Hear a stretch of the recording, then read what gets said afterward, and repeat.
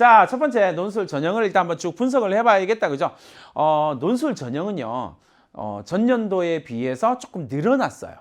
그래서 이게 조금 오해가 있으면 안 돼요, 여러분. 사실 이건 여러분들이 뭐 굳이 이것까지 알아야 되냐라는 생각을 항상 하긴 하지만 어쨌든 논술은 전반적으로 줄어들고 있는 추세는 계속 유지되고 있어요. 지금도 전년 대비 두 개의 인문 논술에서는 두 개의 대학이 늘어나서 145명이 증가했지만 포기한 대학들도 있거든요. 논술을 포기한 대학들도 있고 그러다 보니까 전체적인 숫자는 좀 줄어들고 있는 추세에서 올해는 이제 대학이 늘어나면서 이렇게 숫자가 늘어난 거예요. 그러니까 논술이 확 늘어나지는 않는다라고 하는 걸 이해를 해두시면 되겠습니다. 그래서 전국에서 11,000 인문계열에서는요 11,161명을 선발하고요 대략 한 3.28% 정도 됩니다. 그래서 보시면 3년간 11,000명, 11,000명, 11,000명대에서 지금 계속 움직이고 있다. 그러니까 그 정도에서 움직이고 있다라고 하는 걸 생각을 해두시면 되겠고요. 대부분 요 근래 논술에서는 어떤 게 가장 큰 특징적인 흐름으로 나타나냐면 논술력 자체를 좀 중요하게 생각합니다. 논술을 해낼 수 있는 능력을 좀 중요하게 생각하는 경향이 조금씩 강화되고 있어요. 그걸 어떻게 확인할 수 있어요? 수능 최저 학력 기준을 점점 완화시켜 가고 있는 추세이거든요. 물론 모든 대학이 완화하지 않는 그건 있을 수 없는 일이겠다, 그죠? 해봤는데 수능 최저 완화하는 거 별로 좋지 않아요 라고 생각해서 일부 대학들은 논술을 좀 수능 최저 학력 기준으로 강화하기도 해요. 그러나 현실적으로 인문계열에서 어쩔 수 없이 통합수능으로 가면서 수능 최저를 더 완화할 수밖에 없는 위치이긴 해요. 그러니까 그 부분을 여러분 잘 기억해 두시고요. 또 동일한 이야기가 하나 더 나타납니다. 그게 뭐냐면 논술력이 중요합니다. 그죠? 분석력, 논술력, 그죠? 독해력 이런 것이 중요하다라고 생각하기 때문에 어떻게 해요?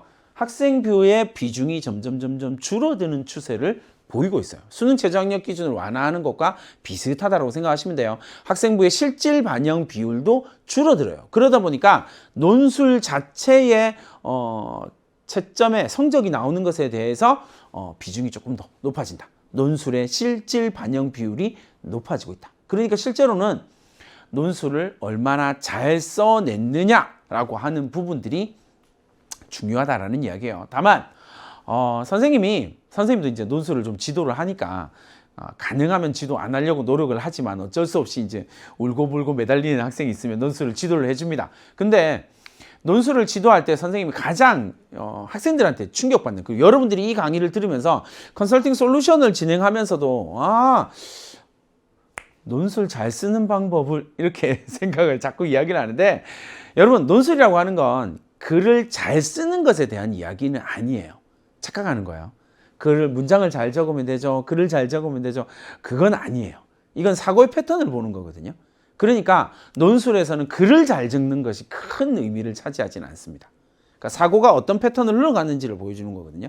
그러니까 문장력을 테스트하는 시험이 아니라 사고력을 테스트하는 시험이라고 생각하면 조금 더 쉬울 거예요.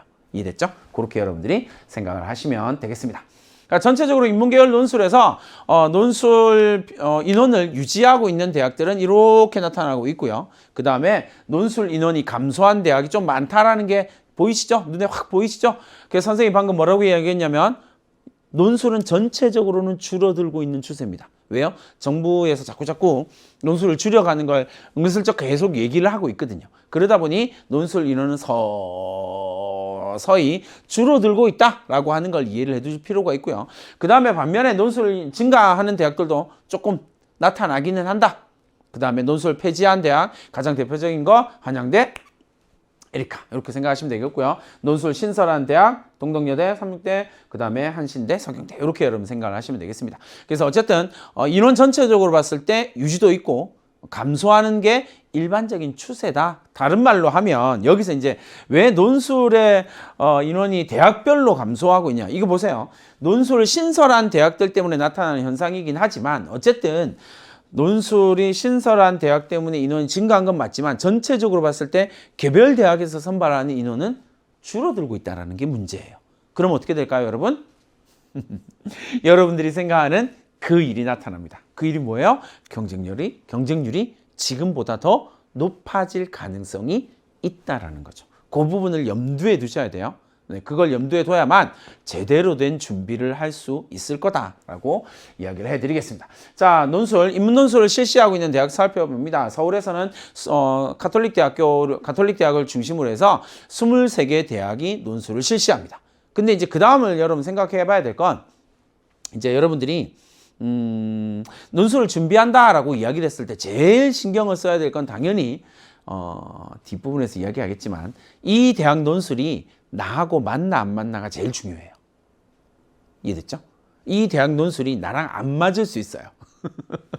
내가 가지고 있는 능력이랑 이 대학이 요구하는 논술의 능력이 다를 수 있어. 예를 들면 이런 거잖아요. 가장 대표적인 게, 난 도표를 분석하고 해석하는 능력. 이게 인문 논술은 조금 형태 자체가 조금 다르게 나타난단 말이에요. 이제 흔히 말하는 인문 논술, 정말 인문 논술에 대한 이야기, 흔히 언어 논술 이렇게 이야기를 하긴 하는데 전 반대, 선생님은 반대, 그냥 인문 논술. 그래서 인문 논술로 나타나는 영역이 있고, 반대로 이제 도표나 그래프들을 활용하는 논술이 있단 말이에요. 근데 나는 인문 논술은 좀 괜찮은데 도표는 이렇게 생각하면 뭘 봐야 돼요? 저값도로 봐야 되는 거야. 이 대학의 논술이 나랑 맞나? 그 다음에 인문 논술 안에서도 길게 쓰는 걸 요구하는 대학이 있고 짧게 여러 개를 쓰는 대학을 요구하는 대학이 있거든요. 그러면 그 대학의 성향이, 평가하는 능력이 나랑 맞나를 확인하는 게 되게 중요합니다. 두 번째가 중요한 게 뭘까요? 당연히 경쟁률이겠죠. 그러니까 전년도의 경쟁률을 여러분이 참고하셔서 봐야 돼요. 그럼 이건 어디서 확인할 수 있어요? 그 대학 홈페이지에 가면요, 선생님이요, 어디 가서 이렇게 강의를 하다가 그 대학 홈페이지에서 확인할 수 있어요 라고 이야기하면 꼭 메일이 와요. 선생님, 그 대학에서 아무리 찾아봐도 없던데요.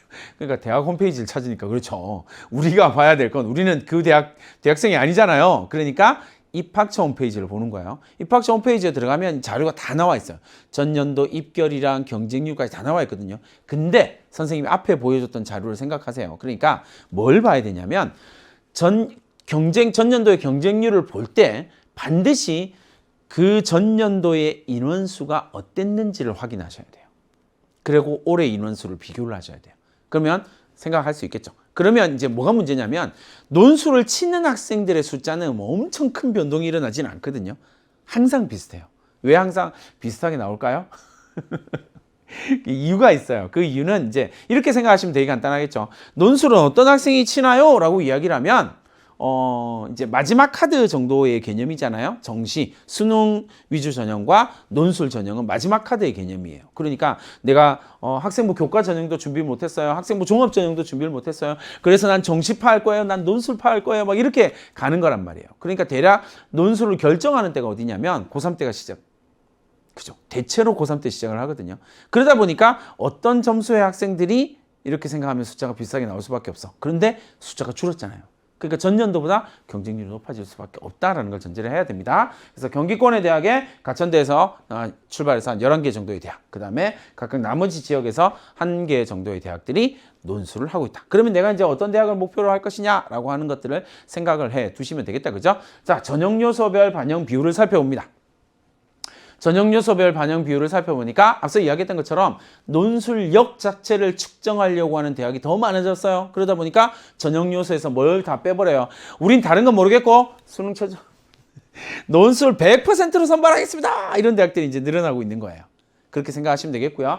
조금 이제 여러분들이 관심 가져야 될 부분들의 대학들은 이제 기타에 들어가는 영역이겠다. 그죠? 예를 들어서 내가 단국대를 가겠다라고 이야기를 하면 교과 20%를 반영한다라는 거죠. 그 다음에 서강대학교를 본다라고 이야기를 하면 교과를 반영을 하는데 논술력을 80%를 보고요. 교과 내신을 10%, 그리고 비교과 출결을 10% 본다. 그 다음에 이제 조금 독특한 대학이 한양대학교죠. 한양대학교는 논술 90% 보고 비교과인데, 대체로 비교과는 논술에서 비교과는 출결 내지는 봉사활동이지만 한양대는 꾸준히 종합평가에 대한 이야기를 하고 있다라고 생각을 하시면 되겠습니다. 그래서 전체적으로 보니까 논술 100%부터 논술 80%까지, 그리고 이제 70% 제일 적게 반영하는 대학 60%까지 반영한다. 이제 이게 여러분들이 잘 생각하셔야 될 건, 이 전형을 결정짓는 논술 전형이다, 학생부 교과다, 학생부 종합 전형이다, 이렇게 결정짓는 이유는 뭐냐면요, 그 전형, 이름을 붙인 그 전형의 반영 비율이 50%를 넘으면 절반을 넘으면 그 전형이라고 불러요. 그러니까 대체로 이제 50% 잘 안 나오는 거죠. 논술은 60% 반영합니다. 이렇게 생각을 하시면 되겠습니다. 그러면 내가 생각하고 있는 대학들 쭉 생각을 해서 요만큼 반영하고 있구나라고 생각하면 큰 문제는 없을 것 같고요. 자, 그 다음에 넘어가서 논술 유형을 살펴봅니다. 인문 논술의 유형을 살펴보면 선생님이 앞서 이야기했던 것처럼 그냥 그 문장 독해력의 포커스, 독해력과 사고력을 측정하는 인문 논술이 포커스가 될 거고요. 인문 논술이 이렇게 나타날 거고, 그 다음에 도표나 그래프, 자료들을 제시하고 분석하는 것과 인문 논술을 병행해서 나타나는 논술의 형태들이 나타나고 있습니다. 그렇죠? 가장 대표적인 것 건국대학교 인문사회원. 아주 재밌는 논술이죠. 선생님이 논술 지도할 때 제일 재밌어하는 논술이기도 해요. 그런데 어쨌든 그렇다라고 생각하시면 되겠고요. 그 다음에 인문논술에서 수리를 반영하는 대학들이 있습니다. 그래서 수리 반영 대학 가장 대표적인 거 중앙대 경영경제죠, 그죠? 예. 저 선생님이 막 이렇게 무한 등비급수 설명하고 막 이랬던 거 생각이 나네요. 어쨌든 이렇게 된다라고 하는 거. 그 다음에 영어 제시문 나오고 있는 대학들 보시면 되겠고요. 수리 논술 하는 것, 그럼 약술형 논술로 나타나고 있는 대학들도 살펴보시면 되겠습니다. 그래서 대략 한 5가지, 6가지 정도의 이제 영어 제시문은 사실 영어 제시문은 영어가 엄청 영어에 대한 거부감들이 강해서 영어 제시문을 나타내는 영어 제시문이 나오는 대학은 논술 경쟁률이 조금 떨어지긴 하거든요. 다른 전형에 비해, 다른 논술 유형에 비해서. 근데 그런 부담감은 좀 없애도 큰 상관없어요. 왜냐하면 영어 엄청 어렵게 나오진 않거든요. 그렇게 생각하시면 되겠습니다.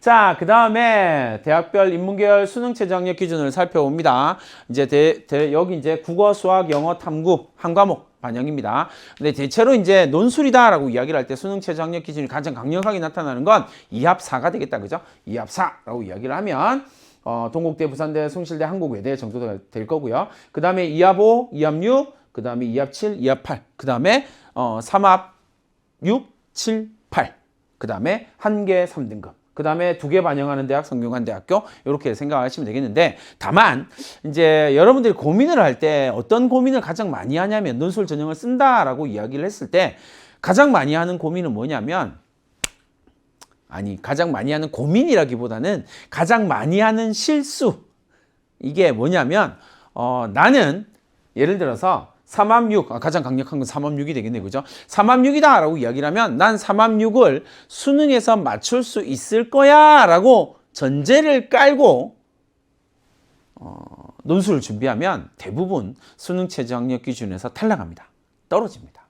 왜냐하면 대학별로 조금 다르긴 한데 대체로 수능 최저 학력 기준을 달성하지 못하는 비율이 70% 정도 되거든요. 다른 말로 하면 수능 최저 학력 기준을 달성할 거야, 난 당연히 달성할 거야 라고 생각하고 응시하는 10명 가운데 3명만 수능 최저 학력 기준을 달성한다는 거예요. 그럼 왜 그 학생들은 수능 최저 학력 기준을 달성하지 못할까요? 전제가 이렇게 나오기 때문에 그래요. 나는 지금 3합 8이에요. 3합 8이야. 그러니까 어떻게 생각하냐면 수학은 아깝게 2등급에서 3등급을 열었고 국어도 3등급을 열었으니까 실제 수능에서는 2등급 나올 수 있을 거야 라고 생각하고 아깝게 라는 단어를 자꾸 쓰면 수능 최저 학력 기준을 달성하지 못해서 떨어질 가능성이 매우 높다는 겁니다. 절대 논술 전략을 짤 때는 절대 수능 성적을 올려서 논술을 볼 거야 라는 전략은 금지. 물론 그렇게 할 수 있어요. 6개를 쓰니까 6논술 쓴다라고 생각하면 6논술을 추천하지는 않지만 평균 경쟁률이 70대 1, 40대 1 이렇게 나오거든요. 그러니까 6논술을 추천하지는 않지만 어쨌든 그럼에도 난 6논술을 쓰겠다라고 생각을 하면 수능 최저 학력 기준을 수능 점수를 올려서 쓰는 거 한 2개 정도. 그 다음에 나의 지금 육모를 기준으로 해서 나의 모의고사 육모 기준으로 해서 나의 수능 최저 학력 기준을 전제로 2개 정도. 그 다음에 뭐예요? 내가 실제로 수능을 정말 내가 정말 원치 않는 결과가 나왔을 때 수능 최저 학력 기준 없거나 아니면 정말 낮은 거. 요렇게 6개를 하는 게 일반적으로는 선생님이 쓰는 전략 가운데 하나다라고 해서 요거 수능 최저 학력 기준 아주 중요합니다. 가장 강력한 필터링 중에 하나예요. 그러니까 대학의 입장에서는 수능에 논술 경쟁률이 아주 높게 나타나기 때문에 그걸 필터링 할 수 있는 장치들을 만드는 게 되게 중요하거든요. 그 강력한 장치가 수능 최저학력 기준이라고 생각하시면 됩니다. 그래서 수능 최저학력 기준을 적용하지 않는 대학들 이렇게 살펴보시면 되겠습니다.